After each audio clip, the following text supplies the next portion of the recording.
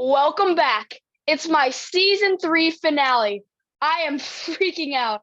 Today is my 1 year podcast anniversary or podcast anniversary thing. And today I'm really excited.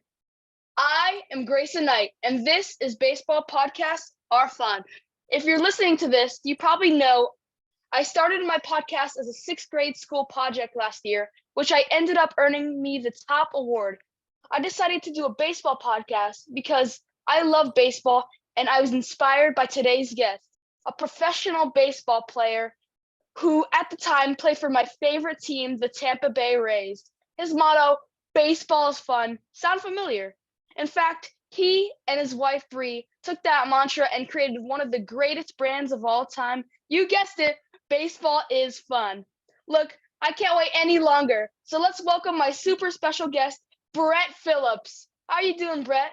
Let's go. That was a heck of an introduction right there, Grayson. Great job. I am so honored to be on the show and honored that it's your 1 year anniversary episode. That's a testament to how hard you've worked on this podcast and all the people that you've interviewed before me. Shout out to them. And I want to thank them for coming on the baseball. Baseball Are Fun? Baseball podcasts are fun. Yeah. And man, I am doing so well. Happy to be here. How are you doing? I'm doing great. I'm super pumped and I'm super excited. Thank you. I'm excited too. Mm-hmm. So I'm going to do my best to be professional on this interview, but I have to gush for a second. Not only are you my favorite player, but one of the coolest things to ever happen to me was meeting you in Toronto in July. You brought me on the field and we had a nice chat. Besides me, do you know how inspiring your play and way of life is for so many other kids? You know, Grayson, that is exactly, first of all, I feel so blessed to have the platform that I've been given. You know, God has blessed me to be a Major League Baseball player. I remember growing up, all I ever wanted to do was meet a professional baseball player, talk to a Major League Baseball player, get some insight into what that life looks like. And now that I've been given the opportunity to basically live that life out, I can talk to kids like you who are striving to be Major League Baseball players one day.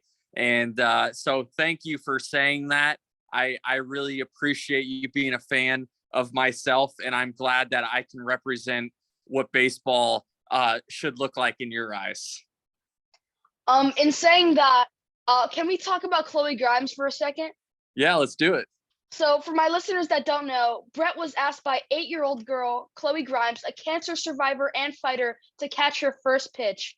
After that special moment, Chloe was being interviewed during the game by Trisha Whitaker, a Rays reporter, while Brett was batting. And of course, just like a movie, while Chloe was telling Trisha why Brett was her favorite player, he crushes a mammoth home run, and then everyone cried. Can you talk about what that entire experience was like for you?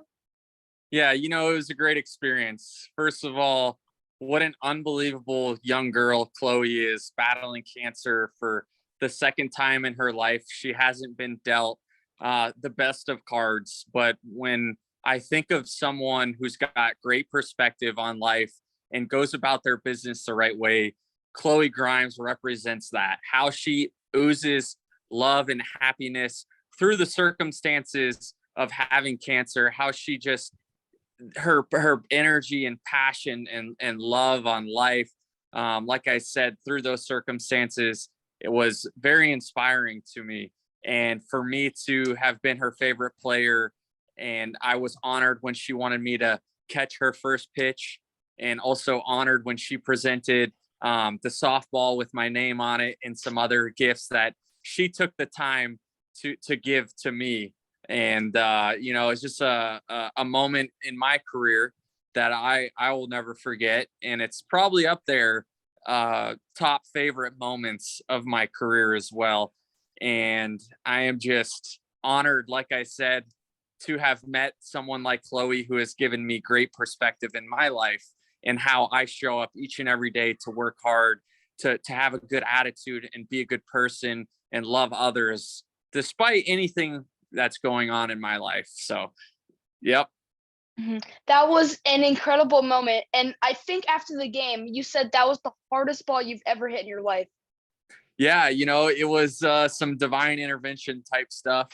God definitely had his hand on that story right there with me hitting the hardest ball that I've hit in my career during that moment of little Chloe being interviewed. So just what a special moment. Mhm. So let's take it back for a second. You grew up in Seminole, Florida, about 15 minutes away from the Trop where the Rays play. My sister wants to know, were you always dreaming of being a Major League Baseball player? And if so, were the Rays part of that dream? Yes, growing up, I loved playing baseball. I was very good at it growing up. It's something I've always had a passion for. And the thought of playing Major League Baseball and having the dreams were there. They've always been there, but I've always taken it step by step, having the dream of playing at the next level, whether that's playing in the minors of Little League, and then wanting to play in the majors, and then wanting to play in high school, and then wanting to play in college. And I was fortunate enough to get drafted out of high school to play professionally. But as I was going through the levels, I had the dreams and aspirations of playing Major League Baseball, but I kept the thought process of, okay, let's get to the next level, and having kind of that perspective.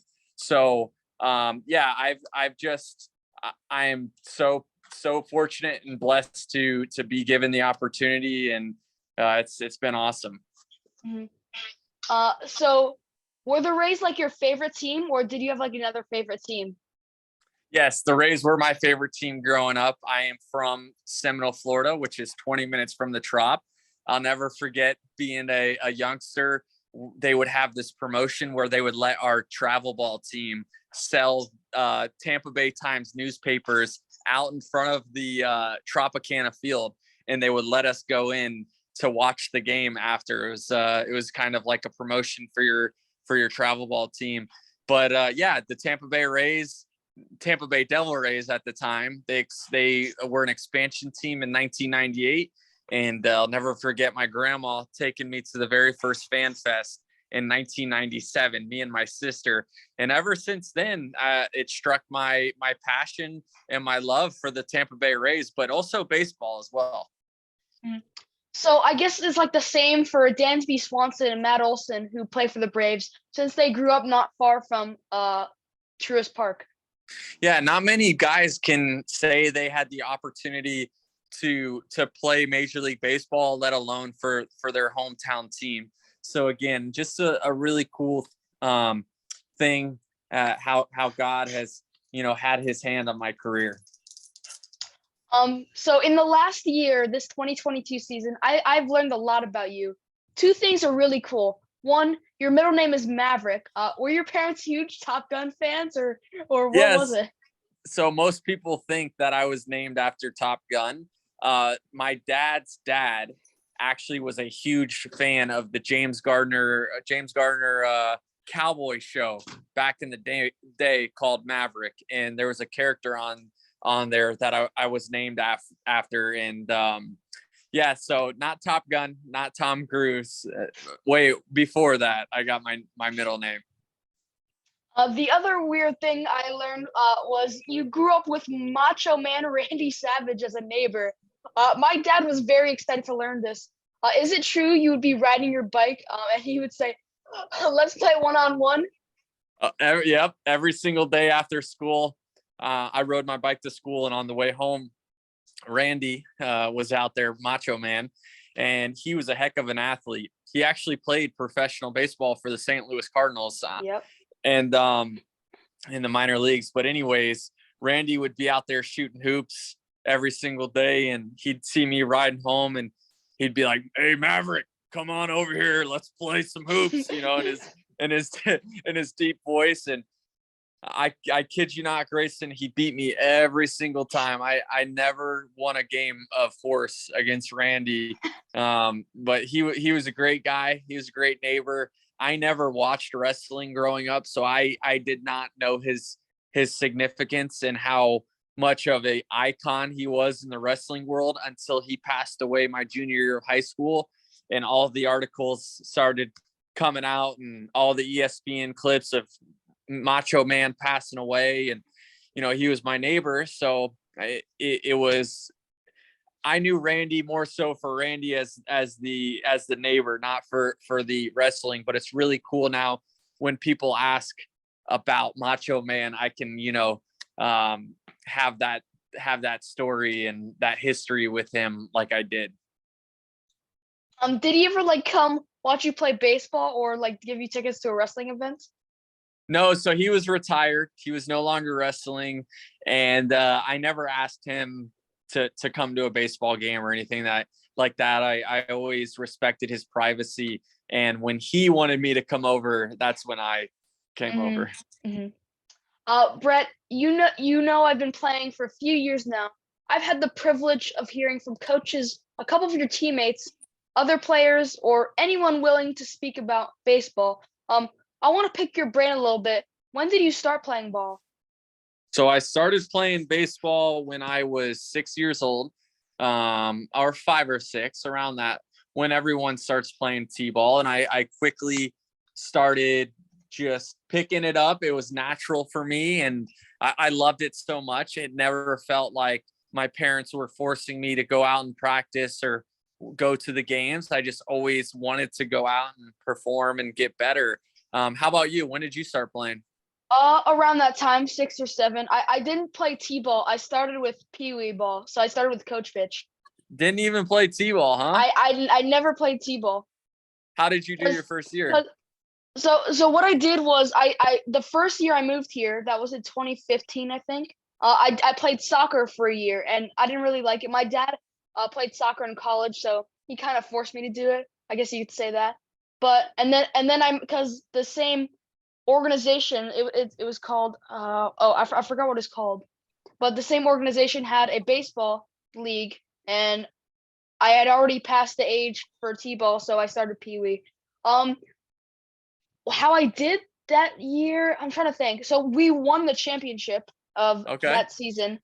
Um, and in the playoffs, the only thing I remember was winning. And in the playoffs, where I think the score is 9-8, and a guy on third and 2 outs, 2 strikes, and I hit a pop fly to right center field, and I run around the bases for an inside the park home run. No way. You won the game? Yeah.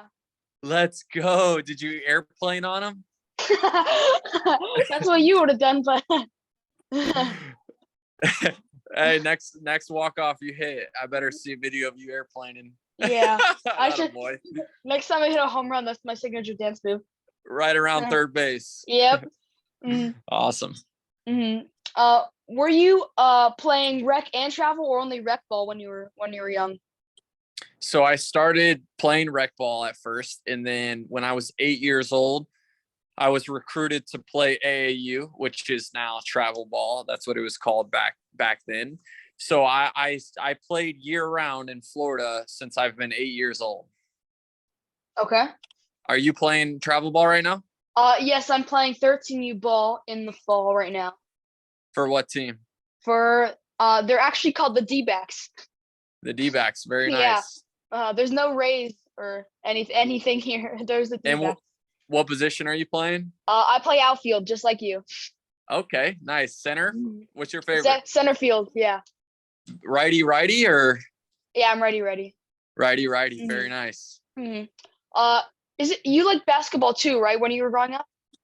I enjoyed playing basketball with my friends, but I never played in a league. I also enjoyed playing football.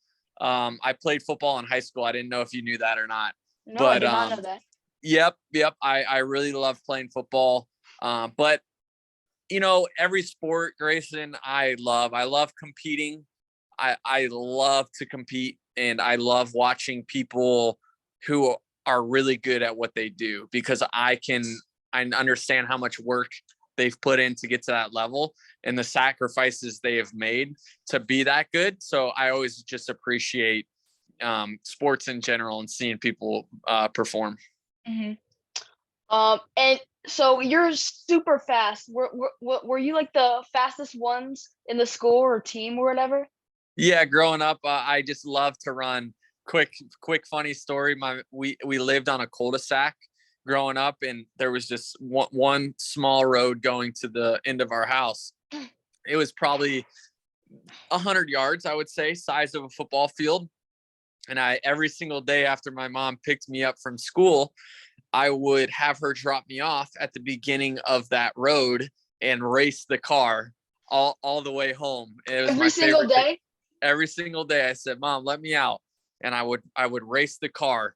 I And I just, that's something that I enjoy to do. And I feel like it's helped me get faster. And yeah. Okay. So every single time I get off the bus, so like my bus goes like uphill a little bit, and then there's a huge like dip, and my house is on the top of that hill. So it drops me off on the bottom of the hill. When I get off the bus, try to sprint and beat the bus every single day. That is awesome. Mhm. Look at that. Look, I usually only win if the bus driver's like distracted or talking to someone. I love it. And I love it. And I know it's probably fun for you right now and you're not thinking much of it, but it's going to help you get better and get faster and get stronger. And that's going to translate into being a better athlete. So that's really cool to hear that you're doing that. Yeah. Do you remember about playing ball at my age, and how are you making it fun as a teenager? Yeah. So ever since I can remember, I never put pressure on myself to perform. One of my old Little League coaches always says, I was the only player ever that after striking out, he saw run back with a smile on his face. And that was that's always been me. I've always enjoyed and respected the sport so much and had this understanding that it was very hard. Baseball is the hardest sport in the world, and failure is going to happen. You're going to strike out. You're going to go through stretches where you're not playing well. And, you keep your head up, you keep working hard, you be a good teammate, and you keep moving forward. And I've always just, growing up as a kid, had that internally in me. And I would observe around me and see my teammates who were crying or they were getting super emotional and upset. And for me, it would make me wonder, like, this is supposed to be fun. You're supposed to be enjoying this. And so, I'm really glad that I had parents who never put pressure on me to perform. If I did bad, they never put pressure on me to be better, or, kind of ask me, why am I not performing well? It was always so fun, and everyone around me and my friends and my family, they always kept it so much fun for me. And that's a big reason where I am today, because of that. So I imagine that's one small step to building up your motto, baseball is fun. Yes, indeed. It was when those words came out of my mouth during the World Series, that baseball is fun, when I was out of breath, that was said without me even knowing I said that. That's just because it's been in me. That's how I've always thought about this game. And for it to come out naturally and everyone be like, that is so cool. And then for us to expand and now create a movement, and hopefully it continues to grow and parents can see, hey, baseball is fun. Look at someone at the top having fun. Our kids can have fun too. So we met in July. I was on my way to play a tournament at Cooperstown Dreams Park in New York, which was incredible. We have a whole nother podcast on that. But did you get to play at Cooperstown? I did get to play at Cooperstown, the Tampa Knights, and we came in third place. Tampa Knights. Oh my God. What about your team? What was the name of your team? GBA Spike 9, but we came in like 30th, but third place. Yeah, we did really well. It was such a fun time. I loved going to Cooperstown. Did you sleep in the dorms? Yeah, the barracks. The barracks. Yep. Mhm. Yep. Did you go to the Hall of Fame? Went to the Hall of Fame. So cool. Just a great experience. I'm glad you got to experience that. Hmm. I imagine you didn't go when you were in the Hall of Fame, right? I have not been since. You, so you haven't seen you in the Hall of Fame yet? I have not seen me in the Hall of Fame. Is it cool? It's kind of cool. I think it might be your cleats. Yeah, my cleats. Yeah, your cleats are in the Hall of Fame, and I think there's a picture of you. I don't really remember right now, but yeah. That's really cool. So you got to play at Cooperstown. Did you do the speed tournaments? I did not do the speed. There was actually a faster guy on our team who did it and ended up winning it. Oh, you won? Yeah, wow. He won. I didn't. Yeah, a guy on our team. Did you win it? No, I came in. So the top 8 move on to the finals. I think I got. I have no idea. Top 20 probably. There's a lot of kids there. There's over 60 teams. Holy cow! The kid who won it, did he beat the record? He got, I think, 11 seconds, which was. Wow.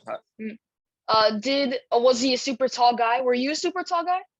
No, I was not. I was always the smallest guy, actually. What was the kid a super tall guy? Yes, he was. Yeah, that's probably why, right?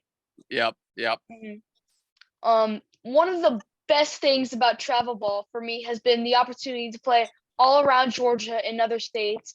Did you play games all over Florida and other places too?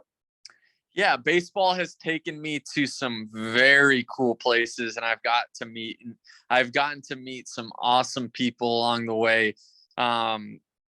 Just to name a few countries that I've played baseball in: Japan, Taiwan, Venezuela.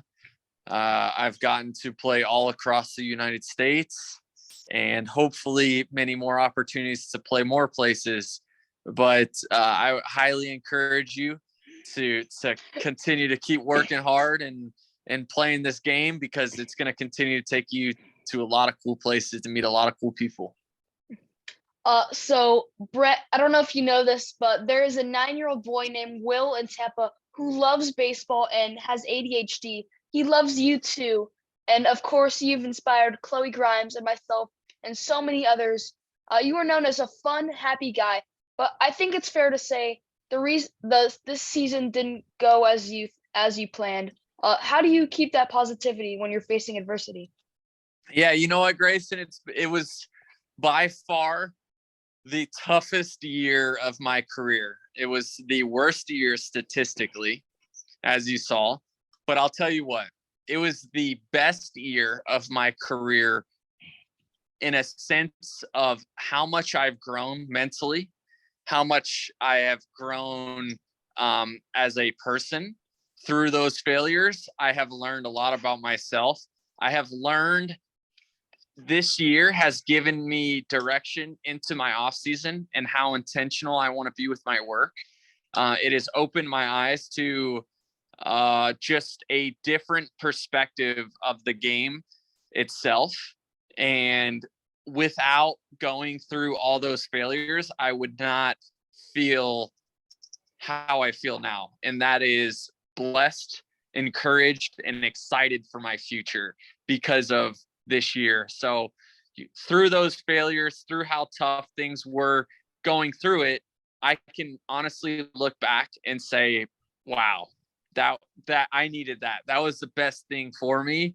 And I'm so excited to move forward and learn and hold everything that I've learned this year and just to grow and be a better person and baseball player. I'm still trying to learn how to deal with things that are not going my way sometimes. Oh yeah. And I want to encourage you to, through those moments of failure, you want to assess, first of all, why am I failing? Why are things not going the right way? And if it's something that you can put your fingerprint on and say, okay, this area of my life needs work, then you put in the work and you get better. If you're going through a certain time in your life where you have zero control over, you understand that that's a part of life. And right now, all you can do is control what you can control. And that's being a good son, being a good brother, being a good person to your teammates, your teachers, taking care of your grades, working hard, enjoying yourself, and knowing that, hey, I may be going through a tough time right now, but if I continue to take care of my business, this tough time can't last for much longer. And I want to encourage you moving forward with whatever you decide you want to do in your life. You be a good person, you work hard, and you have fun, because you'll be successful. Trust me. Baseball is fun. Indeed. So before the interview, I showed you this card that this sliding catch you made on April 11th, which was this is my sister's birthday, April 11th. Oh, really? Yeah. So you made two. I'm pretty sure you made two Sports Center top 10 plays in the same game. This one and a diving catch in center. What was your thought process on the mound, and what was going through your head when that foul ball was hit? So thought process on the mound was, okay, let me throw the ball over the plate. I don't want to hit anyone. I just want to throw strikes, and hopefully the batters will get themselves out. As soon as I saw that ball go up in the air, my outfield instincts took over. I was like a golden retriever chasing a squirrel. I said, "Squirrel!" And I propelled myself off that mound, and I knew I had a chance, but it was going to be a little dicey, so I slid, not realizing how far in advance I actually slid, and made the play, which was super cool. And I know I had a couple top 10 plays this year, from what you told me before we started this interview, but I think that was by far my favorite one.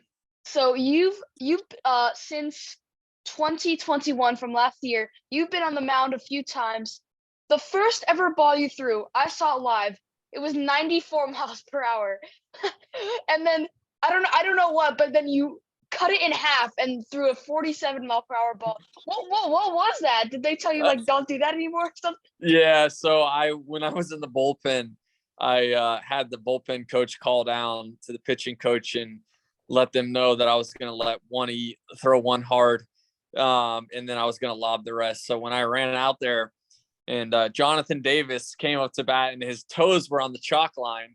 He was so close. Yeah, that was running out there like the ninja warrior style. So when I got on the mound and Jonathan Davis came up to bat, his toes were on the chalk line. He was way too close to the plate. And I was like trying to like tell him like, hey, can you scoot back? But obviously he didn't know what I was talking about. So I had to take a little off, which sounds probably crazy, but I think I've got more in the tank. You did, back when you were on the Brewers, I think, you did throw one from center field 103 miles per hour, the hardest thrown ball in the StatCast history or whatever. What was that? And I'm pretty sure you threw the runner out. Yeah, it's it's one of my God-given talents that has always been probably by far my best tool set, which is it's hard to explain. Everyone always asks me, how did you get your arm so strong, or how do you throw so hard? I remember having a throwing program growing up. My travel ball coach did a great job implementing a throwing program. But other than that, my arm just continued to get stronger. And next thing I know, I'm throwing balls at 104.7 from the outfield. Wow. Not even I can do that. I do have a strength and conditioning program, because I don't know if you know this, but after Cooperstown, I pitched in the last regular game before like the actual games that counted. In the last bracket game, I threw out my arm, and I turned out I had tendonitis or whatever it's called in the elbow. So I couldn't throw for 6 more weeks. Then I had a throwing program, and now I'm fine. That's crazy. I got tendonitis when I was your age too. Wow. Elbow or shoulder? Yeah, in my elbow. So actually what happened was when I was 14, you're 13, right? Yes. So when I was 14, I got clocked off the mound at actually 92 miles an hour, and I ended up getting tendonitis in my elbow. Wow. So I never pitched one. That was during travel ball. I never pitched one inning during high school. because Wow. I was always scared. I think the thing for me is I think what's holding me back is the feeling that I'm gonna do it's gonna happen again and I'm gonna throw out my arm again because I was gonna do my first ever bullpen with my dad a few days ago. I threw 5 pitches and then the last one I threw a curveball and it just hurt my elbow and I had to take a day off. So I think what's I'm just holding back a little bit because I don't want it to happen. Yeah, so with that, just continue to make sure you're keeping up with your rehab and your arm care stuff. You can YouTube is an amazing tool to utilize. I actually use YouTube a lot for stuff with baseball, but make sure you're YouTubing arm care stuff, how to properly take care of your arm and warm up before you're throwing your bullpens. I know you probably have a lot of information, but continue to research. You have this podcast because you enjoy doing your research and you enjoy learning. So make sure you continue to learn and then apply to your own self as well. Um, so baseball is fun. That's your motto. That's my shirt. That's your whole thing. That's what inspired me. We'd not be doing this if it weren't for you. Um, and it comes from your reaction from the Game 4 World Series walk-off that you hit. Tell me, was that like the greatest moment in your life or something? Right next to marrying my beautiful wife. It was a by far the craziest moment of my career. It ranks at the top. It's number one as the best moment of my baseball career. It's a moment that probably will be hard to beat when it comes to my baseball career, but winning a World Series will top that, obviously. And it was again it was unbelievable. It was another divine intervention in my eyes type of situation. I had one at bat and I'm 1 for 1 with a walk off in the World Series. And who can say that? No one. Yeah. Um, didn't like something happen after the game? Like you had to go to the hospital about something? Oh yeah, so I almost passed out and I from being in shock. I was Yeah. so excited and I had released so much energy so quickly that my resting heart rate was at like 150 and probably got over 200 in the moment and I got this pounding migraine and I had to get an IV in my arm. I didn't go to the hospital, but I was in the training room for a while. I had to get an IV. I think it was Kevin Kiermaier behind you. That fell. Yeah.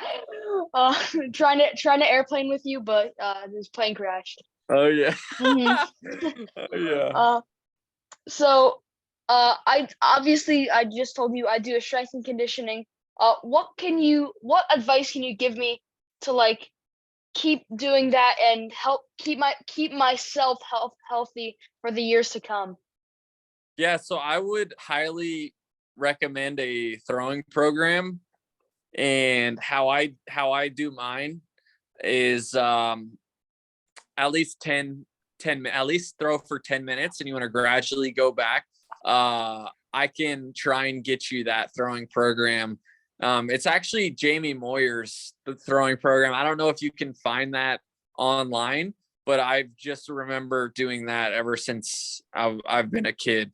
And so when it comes to your arm, especially at your age, you're still growing. And so working out, you want to be careful lifting a lot of weights, not saying you don't want to lift or, have a somewhat of a program like that. But I think the best thing that's helped me out tremendously was having a throwing program. Make sure I'm long tossing 2-3 times a week and stretching it out. And yeah, just playing. Mhm. So I didn't know this until a few days ago, but on October 6th, you chose to become a free agent. Your fans need to know, and I need to know what happens next. Have you been in contact with any teams? Could you go back to Tampa, maybe? Yeah, so with this is actually my first time entering free agency. Your guess is as good as mine when it comes to where I'll be headed. It's going to probably take the length of the off season. unless a team wants to come in and is super excited about having me on board. But most likely we'll kind of feel it out, see where the big free agents go, and see if a team wants to take a chance on me and give me another opportunity in the big leagues. If not, then I would find myself in AAA and basically working my way to making a big league team again. Okay. So I don't really know like the whole free agent market or whatever it is, but if you sign with a team, is that still, are you still in AAA? Because you're still in Norfolk right now, right? No, I'm not. I'm not with anyone right now. So since the season's over with, and my status is free agent. If a team comes around and offers me a big league deal, a big league contract, then that would mean I would start the year in the big leagues. Now, with Okay. my situation and other guys who have been in my shoes in the past, they would be given a split contract, meaning if they're in the big leagues, they'd make a certain amount, but they'd probably start in the minor leagues, or they would be given a minor league contract for a certain amount of money, and then you just have to play your way into a role in the big leagues. Mm. So of course, I'd like to see you anywhere on the field in the big leagues next year. But do your post baseball plans include broadcasting or coaching or something entirely different? Yeah, I think both of those things definitely pique my interest. I love coaching. I love pouring into guys. I think I would be very good at it. And at the same time, I love talking. I love talking about players, and I love analyzing the game. So I think I would enjoy that just as much. As for like what I'm gonna do, I think those questions will arise more so in the future when I'm done with my playing career. Mhm. I don't know. I have no idea what you're gonna do, but if you do, hypothetically, if you do end up in a Braves uniform, I only live like an hour away, so every time you're playing, I could be your throwing partner. I like it. I like it. If I make it to the Braves, I'm sure I'll see y'all out at the field 100%.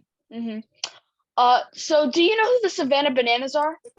Of course. So would you consider anything with them? Because Dan Oberst's brother, you played with Dan Oberst's brother, right? Yeah, Will. Yeah. And you're close friends with them, right? Oh yeah. So I think it'd be cool if you in a Bananas uniform on the off season or anything. Yeah, I've thought about it. I think that would definitely be an awesome time, and I would totally enjoy doing that. That'll probably have to be after my professional playing career, but I would definitely love to join the baseball circus. Um, this I think it was this year or last year. You had like one of the highest defensive ratings. Your fielding percentage was like, I think you only had like one error last year. And your fielding percentage was like incredible, and you had the highest defensive runs saved. So how will that like contribute to like what will be your training in the off season? Will you be training on defense? Will you be training on hitting? Yeah, so it's defense has always been my bread and butter. Everyone knows me as a defender first. I actually have a hitting coach for the first time in my career this off season that I'm going to be working with very much. Everyone knows that if I can just get my offense up, my bat, I would be a complete baseball player, I guess you could say. And I know there's a lot of work that needs to be done. So a lot of my time will be spent offensively, but I won't take away from what I'm already do best defensively. I'll make sure I'm keeping up with that as well. So Brett, I know you know about the show because you crashed the interview I had in April with Paul Lanchese, the owner of Dovetail Bats. That was a huge surprise. And thank you, by the way. Anyway, we wrap up each interview with some rapid fire questions. These are the last questions of my third season of my podcast, so we have some really good ones cooked up.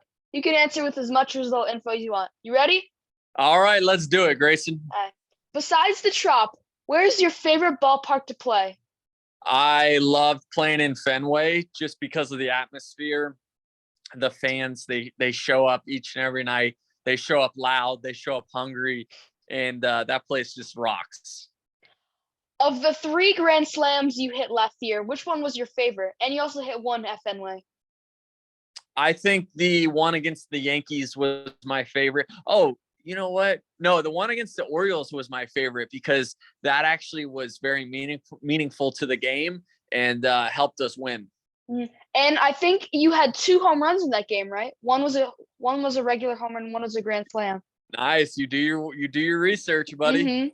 I'm watching Brett Phillips highlights of 2021 videos or whatever. It's awesome. Will the Rays build a new stadium in Tampa or St. Pete? That's a great question. I have the latest I heard was they were trying to possibly explore building it where it is now, but I personally think that they should build one in Tampa. Do you like playing with wind or in a dome where there's no wind? I like playing with wind if the wind is blowing out. If the wind is blowing in, then I'd rather play in a dome. So here's one from your buddy Eric Osberg. I have no idea what it is. It's not even baseball related. What are you gonna do with your generous robot Solana NFTs? Oh my goodness. I'm gonna hold. That's all I'm gonna say. I'm holding. When you pitched against Shohei Ohtani in May, he got a hit off of you. What did you expect from that matchup? I expected to strike him out, but I held him inside the park. So I don't know. That I guess that makes me the better performer in that moment. My old teammate's dad was actually at that game. That was the Angels. I'm pretty sure that was the Angels no-hitter, right? It was indeed. So wait a second. The Rays have been on the receiving end of like so many no-hitters and perfect games in the last few years. They had one, Mark Bury, I think his name was, against the Rays. They've had a few no-hitters against the Rays in the last like 2 seasons, and they haven't got one in a while. Drew Rasmussen was so close. He had a perfect game through 8. The Rays had a no-hitter through 10 innings, but they lost in the 11th inning. I'm trying to think, but that's just weird to you, right? Oh, yeah, I mean, that's tough. But that's the name of the game. Some games you show up and you score 10 plus runs, and the next day you can't sniff a hit. So it's very hard, but yeah, it doesn't seem like the Rays are having, good luck in that category. So this one is from your friend Chloe Grimes. She wants to know, when you were growing up, who was your favorite player? That's a great question, Chloe. My favorite player was Curtis Granderson. He played for a bunch of teams, and he was a phenomenal baseball player, but he was an even better person. He was a humanitarian. If you ask anyone about Curtis Granderson, they're all going to have good things to say. And he's just he's a great person to look up to and a great role model for us kids. Who's faster, you, Kevin Kiermaier, or Randy Arozarena? I think Kevin beats us all in a race. I think his home to first time was faster than mine, just by a little, but he's still faster than me. Have you guys ever raced? We never raced. Wow. So here's a question. Who won the dance-off in the 2020 postseason, you or Randy? Oh, I did. Come on now. I saw that video again. Brett Phillips highlights videos. Dancing is fun. Dancing is fun. And in the postseason, Willie Adames in the background, just like vibing to you guys dancing. I'm pretty sure you did the worm, I'm pretty sure. Or was that Randy? Oh no, that was me. You got it right. This might be an obvious answer, like you just said, but as a player or fan, what is your favorite baseball experience or moment ever?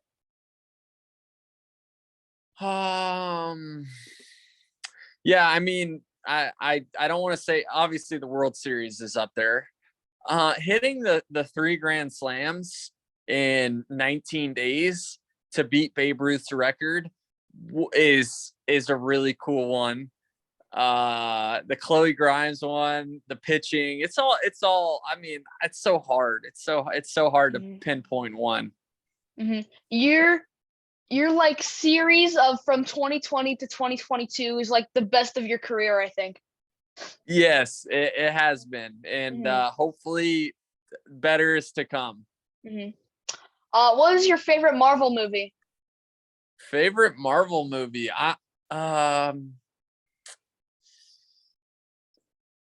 I mean, trying to think. Okay, all right. Before you answer this, are you Okay. Team Marvel or Team DC? Well, that's why I was thinking the Flash was my favorite growing up. He's probably my favorite superhero. So, and I know he's DC, but I mean, you can't go wrong with the Avengers, right? That's just it's all action packed. I like Iron Man. But again, I think the Avengers. What about you? Yeah, I'm Team Marvel definitely. I don't. My favorite Marvel movie. Ooh, I love Spider-Man No Way Home. I love that movie. I love the original Iron Man, and I love the original Avengers. Yeah, that Spider-Man. That was a great one. They did a great job with that. Last one for you. Everyone gets this question. What is your favorite baseball movie of all time? Oh, Benchwarmers. Benchwarmers. I thought you were gonna say I thought you were gonna say Sandlot. Benchwarmers. I just love it. They just have fun. It's a great one. Which character do you most relate to in that movie? The guy who swings and misses all the time. So everybody but the guy that's good. Yeah, exactly. Yeah.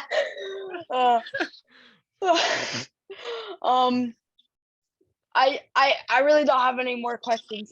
I can't believe it. We did it. I've been doing this podcast for 1 year, and Brett Phillips, you were amazing. Thank you for being here today. Was this fun for you too? Man, Grayson, I appreciate you following along with my career, being a fan of myself. I hope one day I'm watching you play in the big leagues and representing yourself in a way that I think is fun. And man, I want to encourage you just to continue to be a good person. Like I said before, make sure you're taking care of those grades, and ultimately having fun. But thanks for having me. I love your passion for baseball. The podcast is awesome. Keep it up, and hopefully we can talk here soon. All right. Anything else you want to add? That's it, buddy. So that was awesome. Thanks again, Brett. If you want to keep up with Brett Phillips or Baseball is Fun, you should follow him on Instagram at Brett_Phillips8 or at Baseball is Fun. You can also visit baseballsfun.com. Wait, I think it's baseballsfun35.com, right? Yep. Yeah, baseballsfun35.com for some great shirts, sweatshirts, hats, you name it. And you can help my show by subscribing to Baseball Podcasts Are Fun on Spotify and YouTube, and following at Baseball Podcasts Are Fun on Instagram. And that's a wrap for season 3. I'm taking a break. Until then, I am Grayson Knight. That was Brett Maverick Phillips. And this was Baseball Podcasts Are Fun. Don't forget to swing for the fences. See ya!